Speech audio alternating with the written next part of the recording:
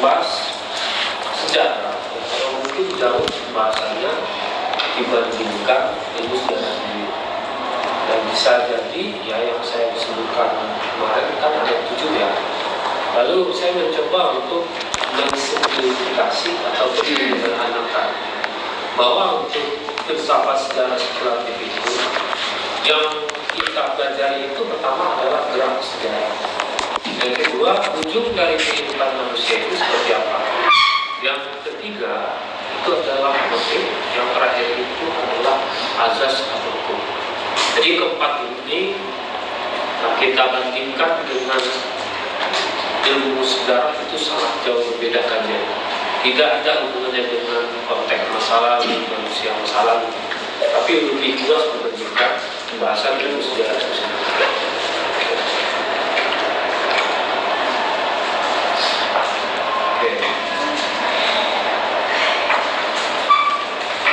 Ada pertanyaan di sini? Yang masih ragu-ragu ya mencerna tentang filsafat sejarah spekulatif siapa? Yang masih belum pakem ya maknanya. Dia belajar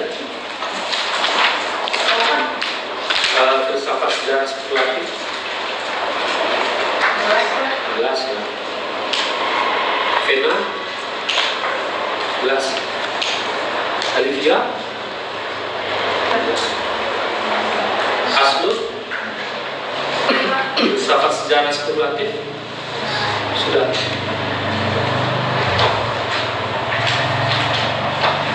Kita bahas dulu tentang gerak dari sejarah. Jadi ini adalah pembahasan yang saya rangkum di beberapa buku. Jadi kalau kita sederhanakan menjadi 4 gerak. Gerak pertama adalah maju. Jadi untuk gerak sejarah itu dia dari waktu ke waktu maju. Karena apa? Karena manusia itu mereka tidak puas dengan ketidaknyamanan. Jadi sekarang kita belajar, lalu hasilnya cuma 1, sedangkan kita setidaknya besok ada hasil 2. Lalu besoknya lagi masalahnya bukan hasil tadi. Misalnya lampu hanya 8. Ternyata cukup untuk menerangi kelas itu. Jadi ketidaknyamanan manusia itu ya yang menyebabkan mereka harus bergerak lagi dulu. Jadi ada penambahan misalkan kaca atau macamnya membuat manusia itu menjadi nyaman. Jadi bergerak sejarah itu dia bergerak maju karena manusia itu mempunyai sifat ketidaknyamanan. Akhirnya dia mencari pilihan-pilihan untuk memuaskan kenyamanan itu, mencari kenyamanan itu.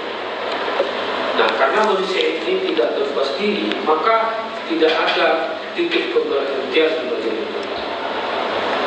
Misalkan ya, ada nggak orang setelah jadi DPR sudah selesai hidupnya, mau kaya lagi? Terus kalau udah kaya, udah ratusan apa mas sudah puas mereka? Mencari apa lagi? Kayak juga jabatan mungkin lebih prestisius ya dibanding DPR apa? Menteri bisa jadi menteri. Selanjutnya nanti ada orang mau jadi presiden. Jadi karena ketidaknyamanan dengan fasilitas itu, manusia itu harus bergerak maju ke depan. Kalau orang sudah jadi presiden, ada nggak kemauan dan kebutuhan? Ada. Ya, apa namanya fase after apa identity itu. Jadi dia mencari ya, keberadaan mereka itu suasananya tetap seperti dia jadi presiden. Jadi diproduksi misalkan masalah-masalah apa, jadi orang tetap tidak seperti presiden itu jadi presiden. Artinya manusia ini dia tidak merasakan kenyamanan sehingga dia mencari kebutuhan untuk memuaskan kenyamanan. Jadi gerak dari sejarah itu bersifat lalu ya, manusia itu punya akal. Jadi untuk bisa mereka membuat pilihan yang menyempurnakan kebutuhan itu yang menggunakan. Jadi ketika dia mencari kebutuhan itu, dia berproses juga terus akan dari waktu ke waktu. Misalkan ya, kita punya lahan, lalu untuk mengolah tanah itu kan kerbau ya. Ternyata kerbau itu untuk 1 hektar itu perlu 1 bulan. Lebih baik kita buat mesin misalkan, dan mungkin dalam 1 hari bisa mengolah tanah. Jadi akal itu serentak juga dengan kemajuan dari manusia. Jadi berkembang kebutuhan manusia, berkembang juga akal manusia. Intinya itu, berkembang kebutuhan manusia, berkembang juga akal manusia. Lalu yang kedua, maju itu bersifat prosesnya akumulatif. Jadi kemajuan itu tidak pernah ya, prosesnya itu mengulang kembali keadaan yang sama ya. Pasti ada sesuatu yang berubah yang menyempurnakan apa yang telah terjadi. Jadi itu disebut proses akumulatif. Sebenarnya untuk yang kedua ini merupakan antitesa dari pemikiran orang Yunani, di mana orang Yunani dulu menganggap bahwa semakin tua zaman, PM itu semakin meningkat.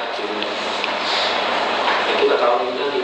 Lalu di zaman Renaissance mereka katakan bahwa semakin banyak orang memikirkan bagaimana dia bertahan, maka semakin meningkat sumber daya manusia itu. Misalkan kita mau memenuhi kebutuhan kita, kan harus ada akal. Ketika sudah terpenuhi kan ada kebutuhan lain, berpikir lagi kita gitu ya.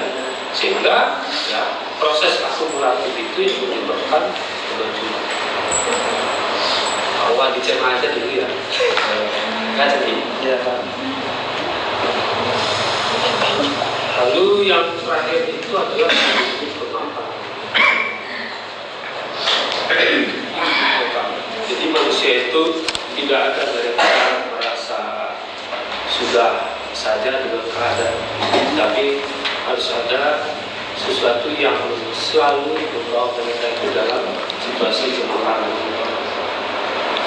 Teman-teman, kalau saya udah S1 mau S2 nggak? Mau. Setelah S2 mau S3 nggak? Jadi nggak ada rasa kemapanan itu nggak ada. Walaupun sudah jadi presiden pasti ada juga ingin kemapanan baru. Nah, biasanya teori gerak maju itu dikeluarkan oleh orang-orang yang kiri-kirian, seperti Marx ya, lalu Friedrich Engels, lalu ada Hegel. Nah, kalau Marx ya, saya sebut ini sebagai tugas penting. Kalau Marx bilang bahwa manusia itu kan tidak bisa dia mengimbangi kecepatan dari progres perkembangan zaman itu. Jadi kalau seandainya zaman itu meninggalkan jauh manusia, maka manusia itu terbilas oleh zaman. Setidaknya manusia itu bergerak bisa mengimbangi dinamika zaman itu dengan cara memilih ya, kebutuhan-kebutuhan yang mungkin bisa dipakai untuk mengimbangi kemajuan itu. Misal, dulu untuk smartphone ketika saya SMP itu barang mewah. Dulu orang untuk berkomunikasi pakai telepon. Lalu karena ada perubahan zaman di mana tingkat mobilisasi orang tinggi ya, misalkan merantau dulu hanya ke Jambi misalkan. Sekarang karena sudah ada fasilitas, sudah sampai orang ke daerah. Jadi untuk bisa berkomunikasi terus dengan orang kampung, orang Jakarta ini dia harus pakai HP. Jadi kalau nggak ada HP dia nggak bisa berkomunikasi. Artinya dia harus bisa mengimbangi kecepatan pergerakan zaman kalau dia terlintas. Nah, misalkan ada orang tahu ngapain ke kampungnya,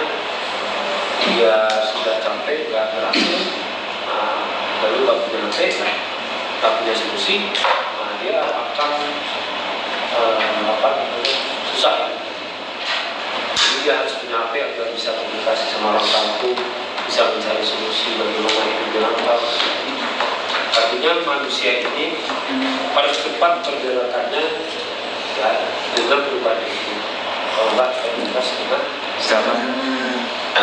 Itu disebut gerak sejarah bersifat maju.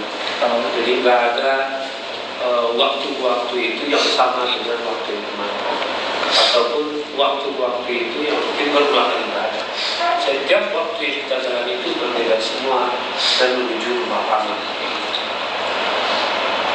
Oke? Ada pertanyaan? Ya, silakan. Tadi kurang jelas di bagian proses akumulatif. Proses akumulatif kamu tahu ya? Misalkan kita pergi ke BPG dulu ya pakai angkot, lalu disambung kebutuhan, lalu kita pakai motor.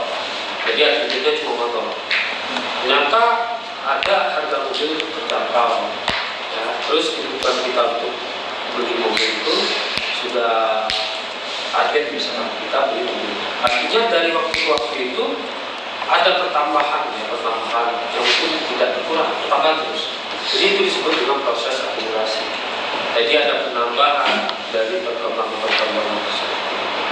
Itu disebut dengan proses akumulasi. Oke? Ya. Kan tadi kata Bapak, manusia itu kan bergerak maju. Tapi kenapa banyak manusia yang masih terjebak di masa lalunya, yang kayak dia tuh nggak bisa bergerak maju gitu, tetap stuck di masa lalu dan kayak di situ-situ aja gitu. Nah, nanti kita bahas ya, ini bagian yang situs sama bagian desoket. Jadi ada kata yang maju itu apa sebenarnya? Pikiran kita atau barang-barang yang kita miliki apa? Kan itu pertanyaannya. Yeah. Sekarang kamu udah punya segalanya, cuma kamu terjebak dalam pikiran masalah itu. Apakah itu disebut dengan kemajuan? Yeah. Nanti kita bahas karena ada kemajuan itu di bagian mana ya sebenarnya. Oke, ada pertanyaan? Ilyas? Mungkin ini Pak, pertanyaan sih Pak. Sebelum Bapak jelasin yang bagian mobil Pak, teks yang di bagian kuning yang bawahnya juga kurang kelihatan. Tadi dia mau nanya itu lah.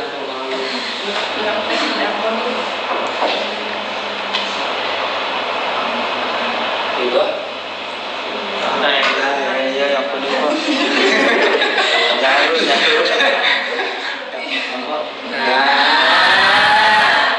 Cocok. makasih Pak. Ini warnanya warna pelangi. Berarti saya tekan ini ya.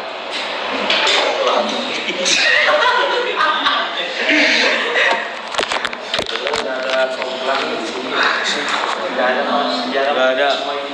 Strik semua ya. Strik tahu kan? Pasti pasti aja. Bagus. Ya. Normal kan normal. Ada yang bilang strik, ada yang bilang strike. Strike apa? Strike pancing. Strike itu STRAIG. Oh, Kalau di Thailand 16 jenis ini. oh, tahu gue Pak. Manusia jenis kelamin manusia. Buset, banyak dari cabang kali ya. Apa ini maksudnya Min? Nggak ada laki-laki suka sama perempuan, laki-laki suka laki-laki suka perempuan laki-laki. Ada juga laki-laki itu suka perempuan dan laki-laki tapi enggak hubungan biologisnya. Itu dibedakan juga. Lu suka yang mana Gi? Tapi saya pernah ini dengar ini cerita kakak saya yang berdua. Jadi dia ada teman temannya Leslie. Dia dulu waktu SD, wah cantik banget saya lihat foto. Anggun. Jadi ketika dia SMP, mamanya meninggal. Nah terus si bapaknya itu nikah sama sekretarisnya. Nah sekretarisnya itu dia nggak suka banget sama sekretaris bapaknya itu gitu. Nah terus ini menarik sih alasannya, dia nggak dia nggak percaya sama laki-laki gitu ya. Dia mencoba menjadikan diri dia sebagai laki-laki yang ideal menurut dia. Gitu jadi dia perempuan yang cantik, anggun segala macam. Terus dia apanya yang katanya ini nggak feminin banget. Dia berusaha ya melindungi perempuan itu dengan cara menjadi laki-laki ideal menurut kacamata mereka. Ini akhirnya dia menikah. Lalu yang kedua mungkin karena kebiasaan, ada juga bencana. Alhamdulillah udah stabil. Jadi waktu kecil memang mengalami kekerasan oleh tetangganya. Jadi orang tuanya itu terlalu overprotective. Jadi kalau laki-laki itu kan harus dididik seperti laki-laki juga. Tapi karena dia itu ada kejadian yang mungkin membuat si anak ini trauma, ya, jadi orang tuanya itu terlalu overprotective. Diberikan kasih sayang yang terlalu terlalu berlebihan gitu ya. Sehingga dewasanya agak begitu pasien ada trigger tertentu yang kejadian yang membalikkan keadaan itu apa? relapse kembalikan keadaan. Ya, kejadian yang membalikkan keadaan apa? Titik balik. Ya apa tuh bahasa Inggris ya? Oh ya saya salah.